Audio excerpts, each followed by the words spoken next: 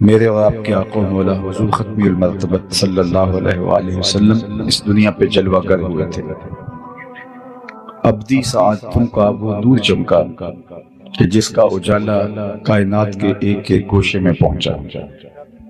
اس وقت دنیا کے اوپر جتنی بھی روشنی ہے، جتنا بھی اجالا ہے، خیر کی جتنی بھی قدریں موجود ہیں، یہ سب رسول رحمت صلی اللہ علیہ وآلہ وسلم کا فیضان اور آپ کی برکت اور وجود مسعود کا نور ہے۔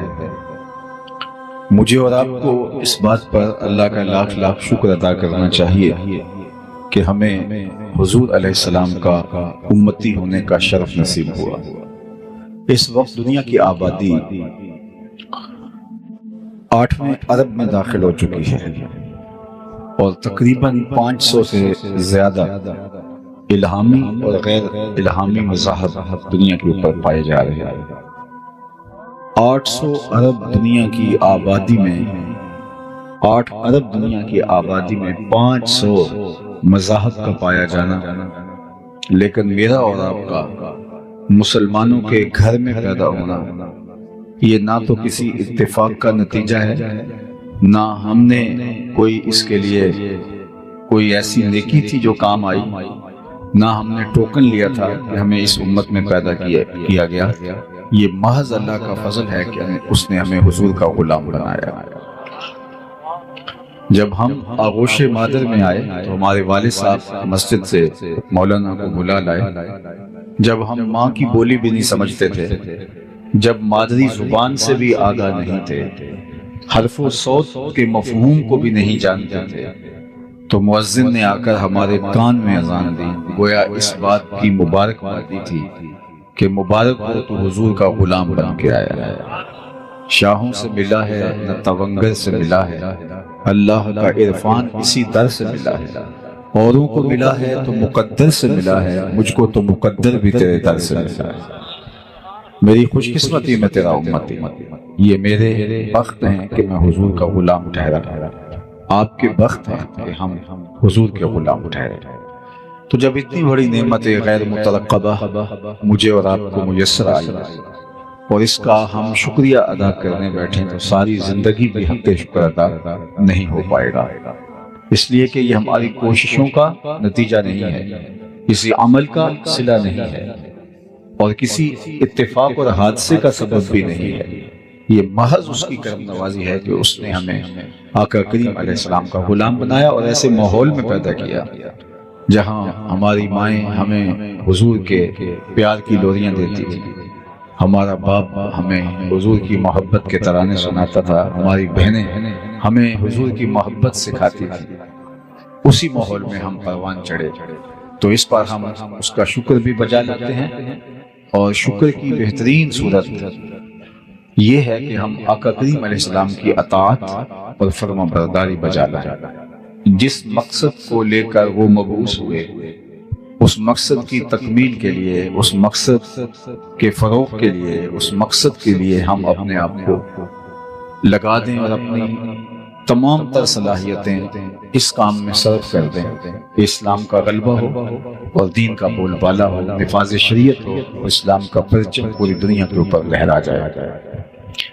یہ طے شدہ حقیقت ہے کہ اسلام نے غالب آنا ہے، مغلوبیت کے لیے نہیں، غلبے کے لیے اسلام اللہ نے دین بھیجا ہے۔ والذی ارسل رسولہ بالہدی ودین الحق لیظہرہ علی الدین کلہ، اللہ نے اسلام کو، دین اسلام کو، رسول رحمت صلی اللہ علیہ وآلہ وسلم کو اس لیے مبعوث فرمایا کہ تمام ادیان پر دین اسلام کا غلبہ ہو، اور وہ انشاءاللہ ہوگا۔ مجھے اور آپ کو اپنے آپ سے سوال کرنا ہے، خود سے پوچھنا ہے کہ اس کام کے لیے، اس مقدس عمل کے لیے ہمارا ورک کیا ہے اور ہم نے اس کے لیے کیا کیا ہے؟ کیا اسلام کے غلبے کے لیے ہماری کوشش صرف ایک جلسہ ہے، ایک جلسے کی سماعت ہے، ایک جلوس نکال لینا ہے، جھنڈیاں لگا لینا ہے، چراغاں کر لینا ہے، مسلمانوں کے گھر میں پیدا ہو جانا ہے، مسلمانوں والا نام رکھ لینا ہے، یا اس کے لیے ہم نے کچھ اور بھی کر رکھا ہے؟ اگر کیا ہے تو بہت مبارک، اور اگر نہیں کیا تو آج کی مجلس میں ہمیں سوچنا ہوگا کہ اللہ نے اسلام کو تمام دینوں پر غالب کرنے کے لیے بھیجا ہے، اور رسول اللہ صلی اللہ علیہ وسلم تمام ادیان پر اس دین کو غالب کرنے کے لیے مبعوث ہوئے، اور یہ اللہ کا سچا وعدہ ہے، یہ پورا بھی ہو کے رہے گا۔ لیکن سوال یہ ہے کہ اس وعدے کی تکمیل میں ہمارا اپنا حصہ کتنا ہے، وہ میں آپ کا حساب نہیں کرتا، آپ میرا حساب نہ کریں، لیکن ہم اپنا اپنا حساب تو کر سکتے ہیں کہ ہم کہاں کھڑے ہیں، اسلام کے غلبے کے لیے ہمارا کردار کس قدر ہے، کتنا ہے، کس حد تک ہے، زبانی کلامی ہے یا عملی ہے، دیر پا ہے، مؤثر ہے، فعال ہے، یا ہمارا صرف ایک وقتی طور پہ کسی ایسے جلسے میں شامل ہو کے 2 لمحوں کے لیے تفکر کرنے میں ہے۔ باقی اللہ کے محبوب نے فرمایا وہ وقت آنے والا ہے جب اللہ اسلام کو غلبہ دے گا، اور ارشاد کیا کہ پتھر، اینٹ اور گارے کا بنا ہوا کوئی گھر، چمڑے اور اون کا بنا ہوا کوئی خیمہ ایسا نہیں بچے گا جس میں کلمۃ الاسلام داخل نہیں ہوگا۔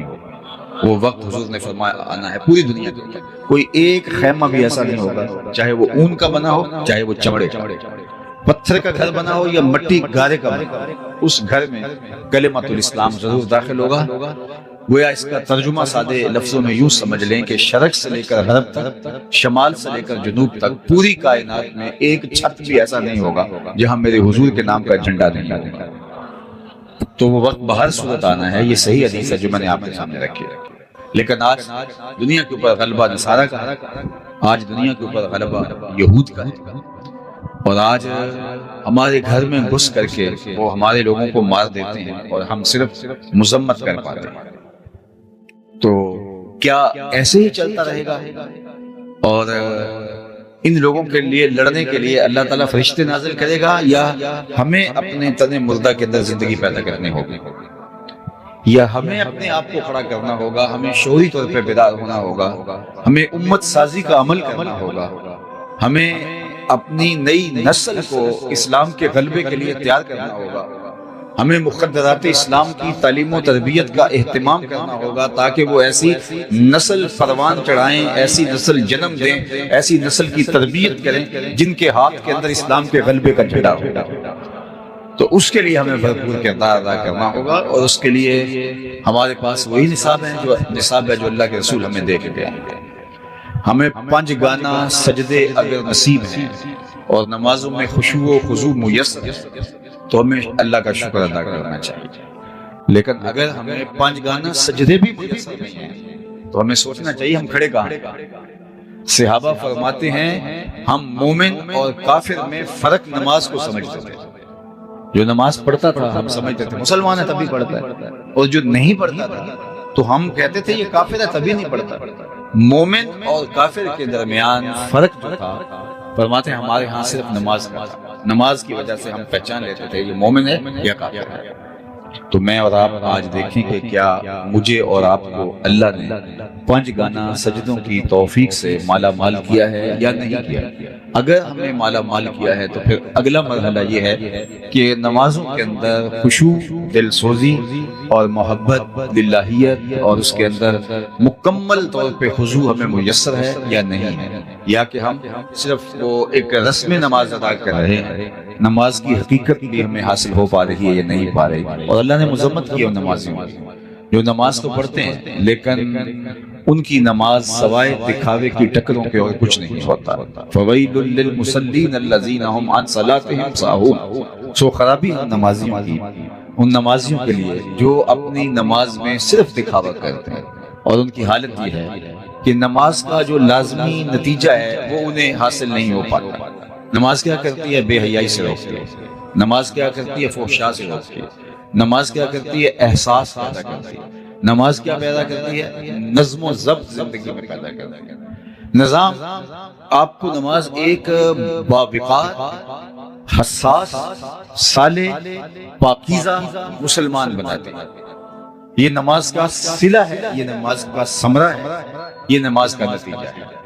اور اگر ہمیں نماز کے نتیجے میں پاکیزگی نہیں ملتی، عفت قلب و نگاہ نصیب نہیں ہوتی، ہمارے اندر احساس ذمہ داری نہیں آتا، ہمارے اندر نظم و ضبط پیدا نہیں ہوتا، تو پھر ہمیں رک کے سوچنا پڑے گا کہ نتیجہ تو 100% نماز کا یہی آنے کا ہے جو قرآن نے بتایا ہے، لیکن ہمارے اندر اگر پیدا نہیں ہو رہا تو کہیں کوئی سکم ہے، کوئی مسئلہ ہے۔ تو نئے سرے سے اپنی نمازوں کا ہمیں جائزہ لینا ہوگا، اور 5 گانا سجدوں کے ذریعے سے ہمیں ایک صالح، پاکیزہ اور ایک حساس مسلمان کی صورت کے اندر اپنے آپ کو آگے لے کر بڑھنا ہوگا، اور پھر اس نظم کے اندر لوگوں کو شامل کر کے ایک صالح معاشرت کی تشکیل دینے کی ہمیں کوشش کرنی ہوگی۔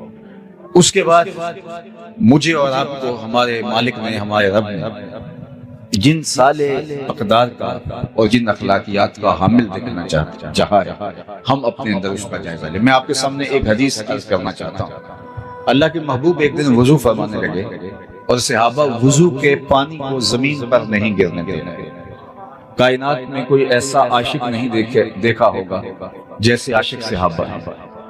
حافظ شیرازی نے اپنے محبوب سے کہا تھا کہ جیسا عاشق میں ہوں ایسا زمانے میں کوئی نہیں، اور پھر کہا اس لیے کہ تیرے جیسا سونا بھی تو کوئی نہیں، چونکہ عشق کے اندر جو گرمی آتی ہے، عشق کے اندر جو حرارت آتی ہے، وہ حسن کی فراوانی سے آتی ہے۔ حسن جتنا زیادہ ہوگا، عشق میں توانائی، طاقت، زور بھی اتنا ہی۔ تو کائنات کے اندر اگر صحابہ جیسے کوئی عاشق زمانے نے نہیں دیکھے تو حضور جیسا کوئی سونا بھی تو نہیں۔ اللہ نے وہ حسن دیا، لکھاں آئے لوگ زمانے تے، محبوب خدا جیا کوئی نہیں، لکھاں سونے بن بھیندے نے، اودی خاک پا جیا کوئی نہیں۔ وہ حسن دیا، وہ جمال دیا، کل قمر لیلۃ البدر لم ارا قبلہ ولا بعدہ مثلہ۔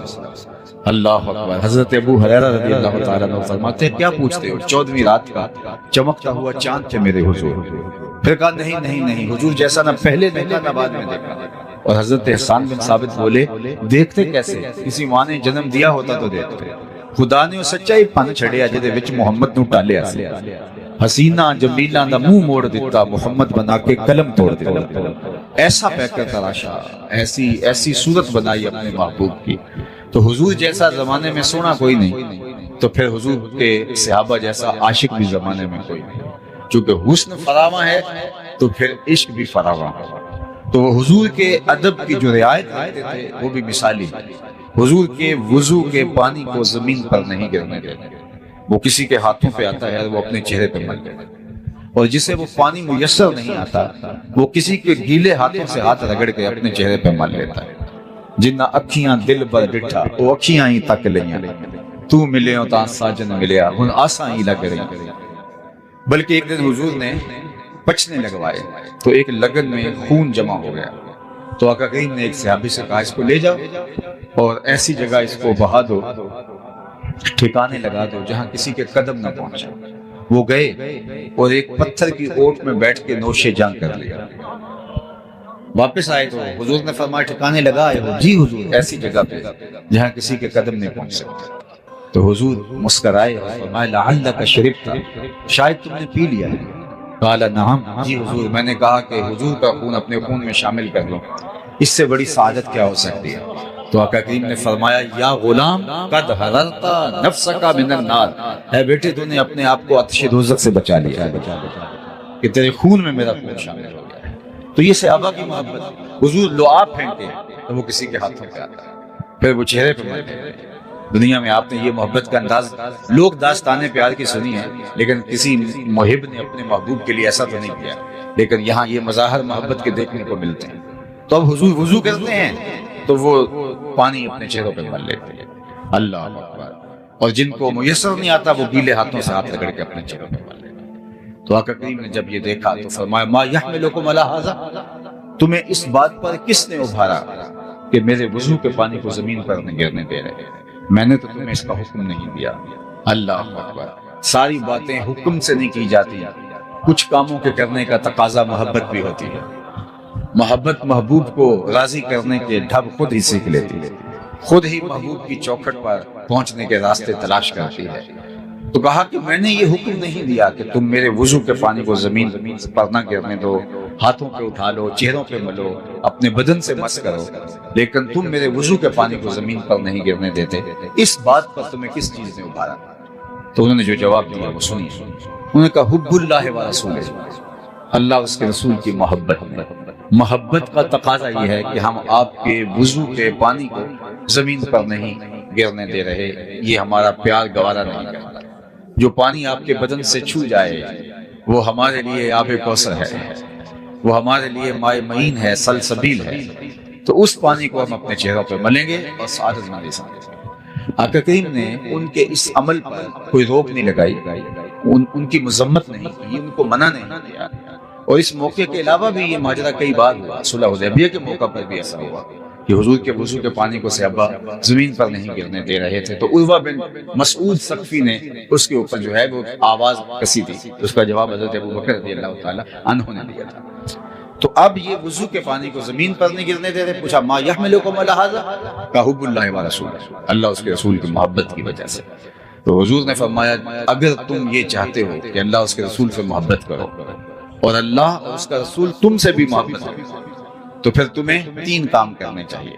یعنی تمہارا یہ عمل اپنی جگہ پہ درست ہے کہ تم میرے وضو کے پانی کو زمین پر نہیں گرنے دے رہے، اس کی نفی نہیں کی، لیکن کہیں اس عمل پر ہی فوکس کرنے بعد میں آنے والے اور باقی دین ان کی نظروں سے کہیں اوجھل نہ ہو جائے۔ نبی کا منصب ہے کہ وہ دور اندیشی کے ساتھ معاملات کو دیکھتا ہے، اور اللہ نے اس کو جو نگاہ بینا عطا کر رکھی ہوتی ہے اس سے وہ معاملات کو لوگوں کی تعلیم کے لیے بڑی کشادگی کے ساتھ کھول کے لوگوں کے سامنے رکھتا ہے۔ تو آقا کریم نے فرمایا اگر تم چاہو کہ اللہ اس کے رسول سے محبت کرو اور اللہ اس کا رسول بھی تم سے وہ محبت فرمائے، تو تمہیں 3 کام کرنے چاہیے۔ سب سے پہلے جب بولو سچ بولو، زندگی بھر کبھی جھوٹ نہیں بولنا۔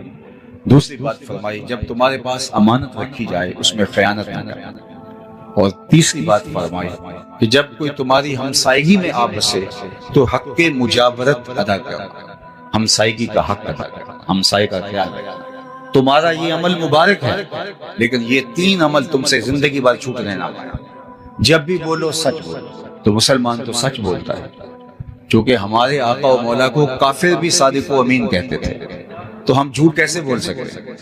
جب ہمارے آقا و مولا کو دشمن بھی، جان کے دشمن بھی صادق اور امین کہتے تھے، اور جس دن حضور کو معاذ اللہ شہید کرنے کے ارادے سے حضور کے گھر کا محاصرہ کافروں نے کیا ہوا تھا، اس دن بھی ان کی امانتیں حضور کے گھر میں پڑی تھی، اور ان کا یہ عمل کہ حضور کو معاذ اللہ شہید کرنے کے لیے درپے ہیں، اور آقا کریم حضرت علی المرتضی رضی اللہ تعالیٰ عنہ کو اپنے بستر پہ لٹاتے ہیں اور فرماتے ہیں کہ تم لیٹ جاؤ، صبح اٹھنا ان کی امانتیں دے کے تم بھی مدینے چلے آنا۔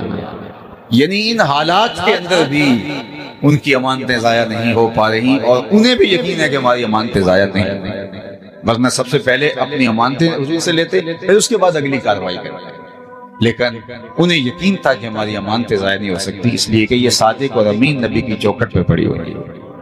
تو ہمارا دین ہمیں سچ بولنا سکھاتا ہے۔ عالی مرتبت سامعین، اللہ کے محبوب علیہ السلام سے پوچھا گیا کہ مومن بزدل ہو سکتا ہے؟ تو آقا کریم نے فرمایا نہیں، بہادر ہوتا ہے، مسلمان بہادر ہوتا ہے، لیکن ہو سکتا ہے کبھی وہ بزدلی بھی کر جائے، بشر ہی تو ہے، کوئی کمزور لمحہ زندگی میں آ ہی جاتا ہے۔ پھر پوچھا گیا کہ مومن بخیل ہو سکتا ہے؟ کہا نہیں، سخی ہوتا ہے، لیکن ہو سکتا ہے کبھی بخل بھی کری جائے، کبھی زندگی کے اندر ایسا مرحلہ بھی درپیش ہوتا ہے کہ سخی آدمی سے بھی کبھی ہاتھ دبا لیتا ہے۔ تیسرا سوال حضور سے کیا گیا، مومن جھوٹا ہو سکتا ہے؟ فرمایا جھوٹا نہیں ہو سکتا، یہ طے ہے کہ مومن ہو جھوٹا ہو یہ نہیں ہو سکتا۔ مجھے اور آپ کو اس آئینے میں اپنی شکل دیکھنی چاہیے۔ ہم سب دعویٰ تو یہ کرتے ہیں کہ ہم بہت اچھے مسلمان ہیں، ہمارے جیسا مسلمان کوئی ہے ہی نہیں، لیکن اس آئینے کے اندر اپنی ایک دفعہ مجھے اور آپ کو تصویر ضرور دیکھنی چاہیے۔ ہماری زندگی سچائی سے جڑی ہے یا جھوٹ اور مکر و فریب سے جڑی ہے؟ تو مومن جھوٹا نہیں ہوتا، مومن سچ کا عادی ہوتا ہے اور سچائی کے ساتھ جڑا ہوا ہے، اور سچ بولنے والا ایک مطمئن زندگی گزارتا ہے۔ جھوٹ بول کے آپ کسی کو دھوکہ دینے میں کامیاب بھی ہو جائیں اور اس سے جو مقصد حاصل کرنا چاہے وہ کر بھی لیں، پھر بھی اطمینان قلب حاصل نہیں ہوگا۔ سچ بول کے آپ نقصان بھی اٹھا لیں پھر بھی آپ کو طمانینت قلب بھی نصیب ہوگی۔ الصدق طمانینہ والکذب ریبہ، سچ طمانینت قلب کا سبب ہے، اور جھوٹ جو ہے وہ ایک بے چینی ہے، اضطراب ہے، انسان کی ٹینشن ختم نہیں ہوتی۔ جھوٹا آدمی کروڑوں میں کھیلتا ہو، ہر طرح کی آسودگیاں میسر ہوں، کاروبار بھی اچھا ہو، معاشرے کے اندر بھی اچھی پہچان ہو، لیکن اس کے اندر کی بے چینی، اضطراب ختم نہیں ہوتا۔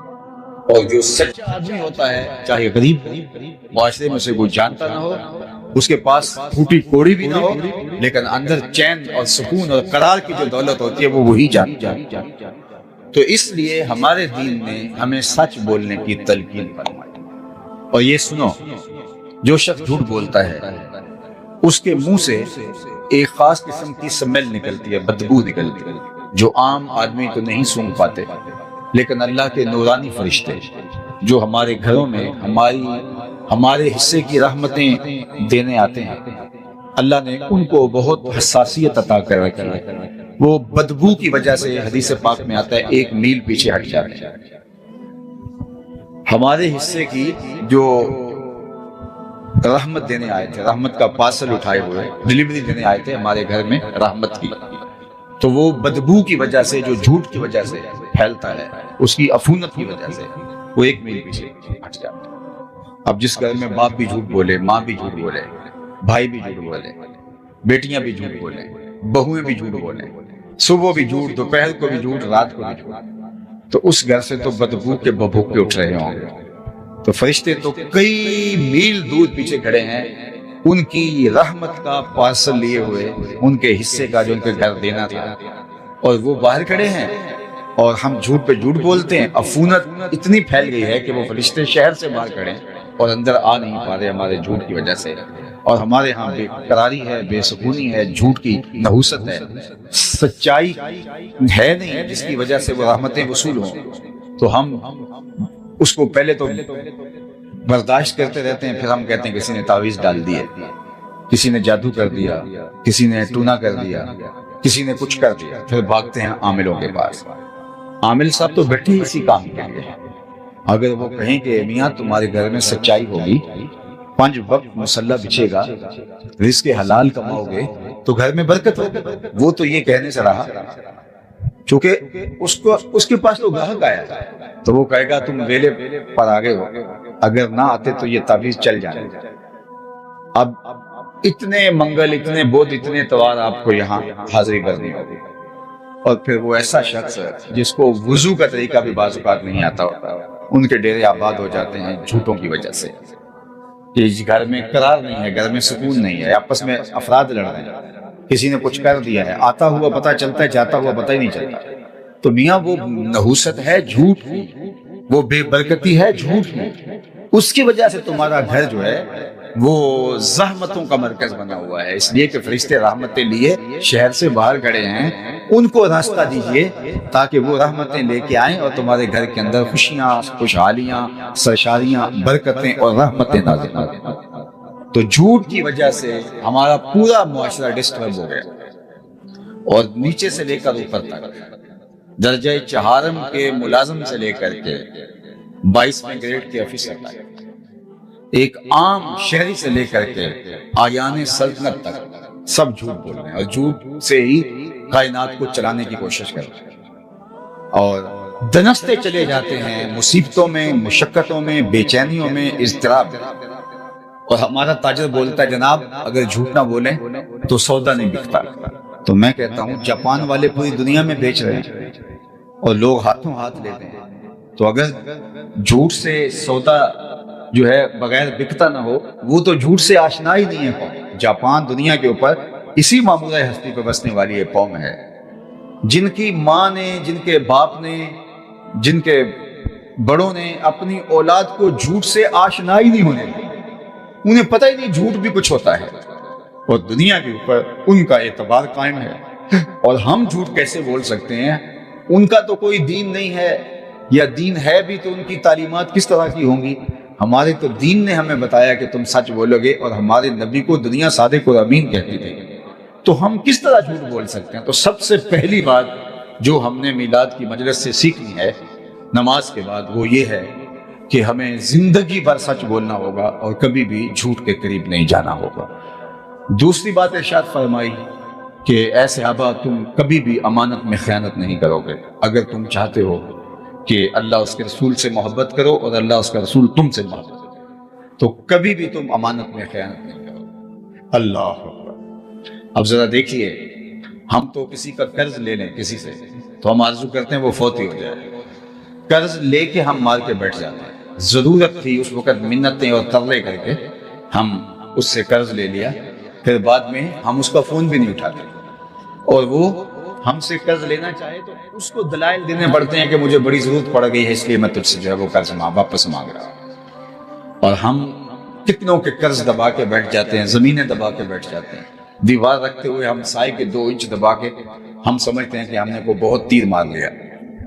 امانت میں خیانت، ہمارا دین تو اتنا حساس ہے، ہمیں فرمایا گیا کہ جب کوئی تم سے بات کر رہا ہو اور بات کرتے کرتے وہ دائیں بائیں دیکھے تو اس کا مطلب ہے وہ اس بات سے ڈر رہا ہے کہ کوئی اور نہ سن رہا ہو، تو فرمایا وہ بات بھی تمہارے پاس امانت ہوگی۔ یعنی اگر تم سے کوئی بات کرتے کرتے ہولے ہولے بولے یا دائیں بائیں دیکھے تو وہ بات بھی امانت ہوگی، چہ جائے کہ کسی سے لیا ہوا اس کو ہڑپ کر جائے۔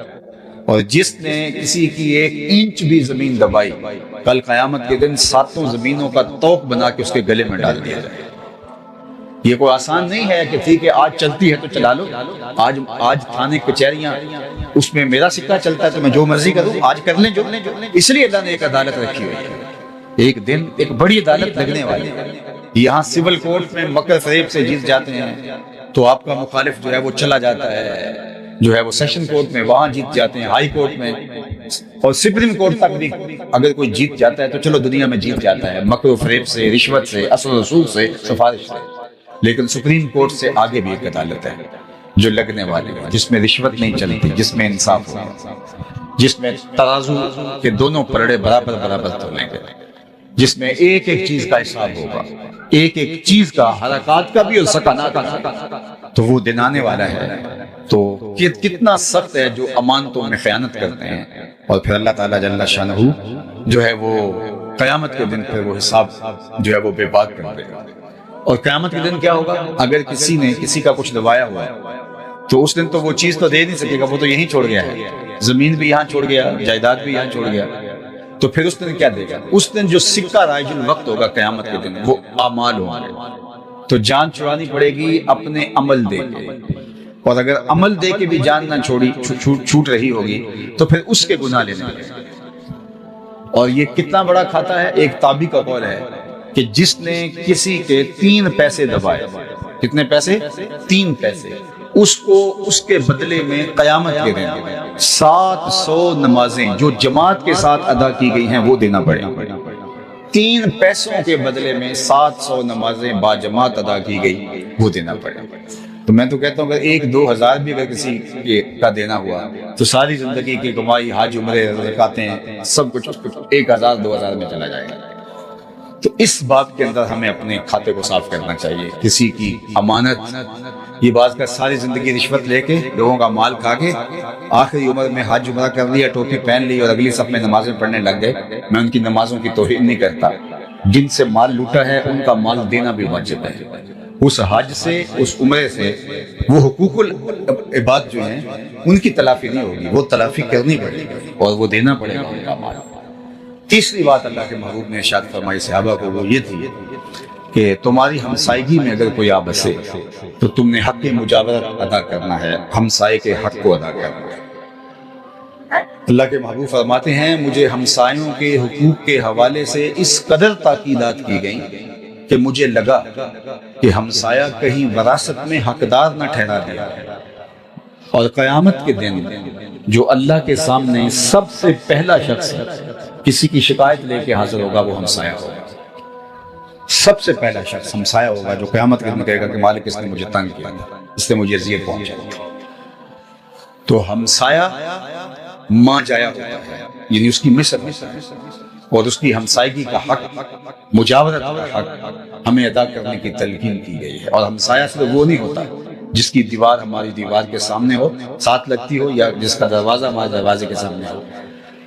40 گھروں تک ہمسائیگی ہوتی ہے، اور اگر ہم صرف ہمسائیگی کا خیال رکھنا شروع کر دیں تو معاشرے کے دکھ مٹ سکتے ہیں۔ کسی بھی علاقے میں 40 گھر ایک دوسرے کے دکھ سکھ کے ساجی ہو جائیں، ان کی بیٹیوں کو اپنی بیٹیاں سمجھ رہے ہیں، جب وہ جوان ہوں تو ان کی شادی اپنا ذمہ سمجھیں، ان کے بچوں کی تعلیم اپنی ذمہ سمجھیں، جو غریب ہیں امیر ذمہ داری لے لیں، غریب اور امیر یہ ہمسائیگی کے حق کو ادا کریں۔ صرف اس اسلام کے دیے ہوئے نظام مجاورت جو ہمسائیگی کا نظام ہے اس کو اختیار کریں تو یہ معاشرہ جنت نظیر بن جاتا ہے، یہ معاشرہ جنت نظیر بن جاتا ہے، صالح معاشرہ بن جاتا ہے۔ لیکن ہم شاید دین کے مفہوم کو نہیں سمجھے، ہم نے چند عبادات کو، سجدوں کو، رکوع و قیام کو دین سمجھ لیا، لیکن وہ اس کو بھی کب سمجھا؟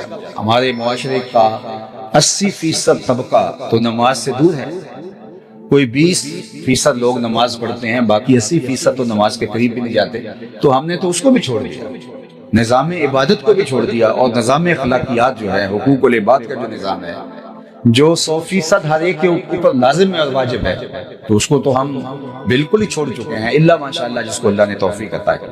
تو حضور کے مبارک میلاد میں آنے والوں، آج یہ 3 باتیں بلکہ یہ 4 باتیں اپنے پلے باندھ کے لے جاؤ اور عمل کرنے کی کوشش کرو، جو کوشش میں ہیں اور پہلے عمل پیرا ہے وہ اس کا حجم بڑھا دیں کہ ہم 5 گانا نماز کبھی بھی ترک نہیں کریں گے انشاءاللہ، ہم کبھی بھی جھوٹ نہیں بولیں گے، ہم کبھی بھی امانت میں خیانت نہیں کریں گے، اور ہم کبھی بھی اپنے ہمسائے کے ساتھ برا سلوک نہیں کریں گے۔ مجھے یہ معلوم نہیں ہے کہ جتنے لوگ میرے سامنے موجود ہیں یہ اس شہر کا کتنے فیصد ہیں، یہ شہر 1 لاکھ کی آبادی ہے، 2 لاکھ کی آبادی ہے یا کم ہے، مجھے نہیں معلوم، لیکن مجھے یہ معلوم ہے کہ یہ جتنے لوگ میرے سامنے بیٹھے ہیں، اتنے لوگ اگر یہ عزم کر کے اٹھیں کہ آج کے بعد جھوٹ نہیں ہوگا، کل سے ہی آپ کا شہر بدلا بدلا دکھائی دے گا، یہ مجھے یقین ہے۔ صرف اتنے لوگ جتنے میرے سامنے بیٹھے ہیں، باقی پورا شہر آ جائے اور وہ عزم کر لے وہ تو الگ بات ہے، صرف اتنے لوگ اگر یہ پختہ ارادہ کر رہے ہیں کہ آج کے بعد ہماری طرف سے ہمسایوں کو تکلیف نہیں پہنچے گی، بلکہ ہم ان کو اپنا بھائی سمجھ کے ان کو آگے لے جانے کی کوشش کریں گے، تو آپ کا معاشرہ کل سے بدلا بدلا دکھائی دے گا۔ میں بارگاہ عزتی میں دعا گو ہوں کہ آج کے اس اجتماع کا ایک ایک لمحہ اللہ قبول فرمائے، اور ابھی جامع مسجد گلزار مدینہ کا افتتاح کیا گیا، صوری اور معنوی اعتبار سے بہت خوبصورت مسجد ہے جو مجھے ایک دیہات میں دیکھنے کو ملی۔ اللہ کی بارگاہ میں دعا ہے ہمارے ان دوستوں کے لیے جنہوں نے اس مسجد کی تعمیر کا بیڑا اٹھایا اور پھر اس کو تکمیل کی منزل تک پہنچایا، اللہ اس کے بدلے میں ان کو بہتر اجر عطا فرمائے۔ جس نے ایک تتر کے گھونسلے کے برابر بھی مسجد بنائی، ایک جانور ہے چھوٹا سا کتات، اس کے گھونسلے کے برابر بھی، وہ آدھی اینٹ کا گھونسلہ ہوتا ہے، پوری اینٹ کا نہیں ہوتا، جس نے اس کے گھونسلے کے برابر بھی مسجد بنائی، فرمایا گیا اللہ اس کا گھر بھی جنت میں بنا گا، اور خوش نصیب ہیں وہ لوگ جو اللہ کے گھر تعمیر کرتے ہیں۔ صاحب روح البیاں علامہ اسماعیل حقی نے لکھا ہے کہ جب کعبۃ اللہ کی تعمیر مکمل ہو گئی تو حضرت ابراہیم اور حضرت عیسیٰ یہ معماران حرم ہیں، تو بارگاہ عزتی میں عرض گزار ہوئے مالک تعمیر کے دوران جو سنگ ریزے، پتھروں کے ٹکڑے، جو چھوٹا چھوٹا میٹیریل، ریت کے ذرے، یہ اتنا کچھ جو ہے وہ بچ گیا ہے، اس کا کیا کریں؟ یہ کعبۃ اللہ کی دیواروں سے دوران تعمیر یہ اتنا میٹیریل جمع ہوا ہے، اس کو دریا میں، سمندر میں بہا دیں، دفن کر دیں، پہاڑوں پہ پھیلا دیں، کیا کریں؟ تو حکم ہوا اس کو تم ایک جگہ مطاف میں جمع کر دو، اس کا انتظام ہم خود کرتے ہیں۔ تو وہ سارا میٹیریل، جس میں چھوٹے چھوٹے پتھر کے ٹکڑے تھے، ریت کے ذرے تھے، سنگ ریزے تھے، میٹیریل تھا، وہ سارا بکھرا ہوا جمع کر کے مطاف میں ڈھیر لگا دیا گیا۔ تو جبریل امین حاضر خدمت ہوا اور اپنا نورانی پر بچھایا اور یہ سارا میٹیریل ان کے پر پہ ڈال دیا گیا۔ پھر وہ اس میٹیریل کو لے کے اڑے، جب افق کے برابر ہوئے تو انہوں نے اپنے پر کو جھٹک دیا، تو وہ سارے ذرے، ریت کے، سنگ ریزے، پتھر کے چھوٹے چھوٹے ٹکڑے اور کنکر پوری دنیا کے اوپر بکھر گئے۔ کہتے ہیں جہاں جہاں کوئی پتھر کا ٹکڑا یا ریت کا ذرہ گرا تھا وہاں وہاں مسجد بنے۔ اور یہاں بھی کوئی چھوٹا سا سنگ ریزہ گرا تھا، اور آج یہاں خوبصورت مسجد منصہ شہود پہ آئی ہے۔ اللہ اس مسجد کو نمازیوں سمیت آباد رکھے، پورے علاقے کے لیے رشد و ہدایت کا مرکز اور ذریعہ بنائے، اور آپ لوگ جس شوق کے ساتھ تشریف لائے بہتر جزا اجر عطا فرمائے۔ ادارۃ المصطفیٰ حلقہ عبد الحکیم کے جملہ دوستوں کو اللہ بہتر صلہ اجر جزا دے۔ وآخر